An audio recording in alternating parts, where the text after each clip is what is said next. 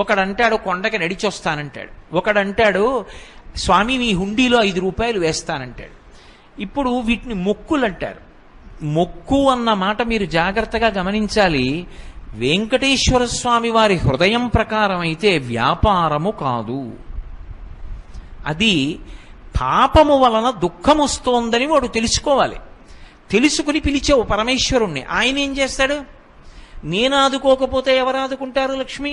అందుకుని ఉంటాను ఈ కలియుగంలో వెంకటాచలం మీద. ఎవడు ఎక్కడ ఎంత మౌనంగా లోపల లోపల పిలిచినా నాకు వినపడుతుంది. నేను వింటాను, వాణ్ణి ఉద్ధరిస్తాను ఆపదలోంచి. వాడు నా మొక్కు తీరుస్తాడు. ఆ డబ్బు పట్టుకొచ్చి నా హుండీలో వేస్తాడు. నేనేం చేస్తానో తెలుసా?